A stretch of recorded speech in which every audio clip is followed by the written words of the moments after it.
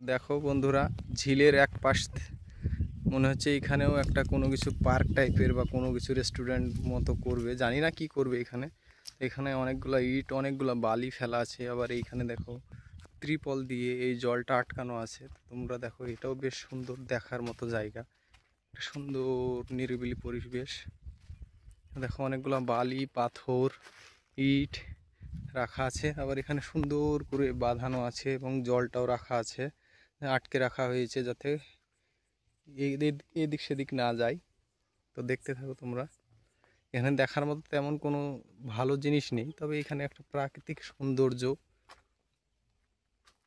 বন্ধুরা, সাগরপাড়া ঝিলে এসে শুধু পাটের খড়ি আর খড়ি দেখতেই পাচ্ছ।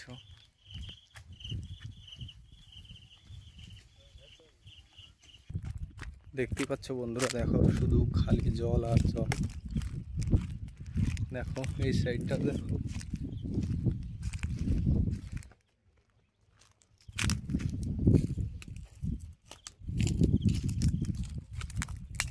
তো দেখো বন্ধুরা, আজকে সাগরপাড়া ঝিলে এসেছি। কত সুন্দর বাতাস বইছে। তো এই ঝিলের মাঝে এক কোলে দেখো জলের মাঝে একটা গাছ আছে, খেজুর গাছ।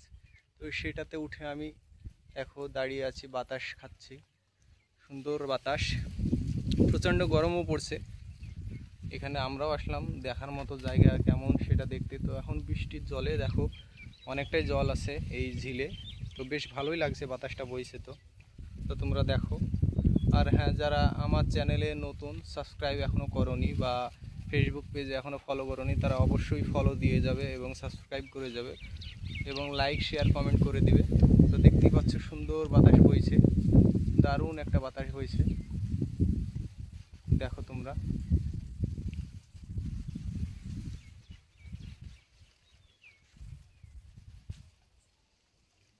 দেখতেই পাচ্ছ।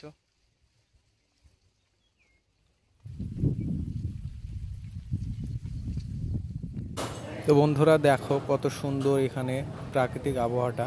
এখানে যখন শুকিয়ে যায় জল পুরো, তখন অনেক জায়গা থেকে পিকনিক করতে আসে, ফ্যামিলি নিয়েও আসে। তো বন্ধুরা দেখতেই পেলে যে সাইডে একটা নতুন পার্কের জন্য কাজ শুরু করেছে। তো আজকের ভিডিও এখানেই শেষ করছি। আবার একটা নতুন লোকেশনে গিয়ে নতুন ভিডিও নিয়ে তোমাদের সামনে আসছি। তো সবাই প্লিজ লাইক, শেয়ার, কমেন্ট, আর যারা এখনও নতুন তারা সাবস্ক্রাইব করে দেবে। এই পর্যন্তই শেষ করছি, আজকের ভিডিও এখানেই সমাপ্ত।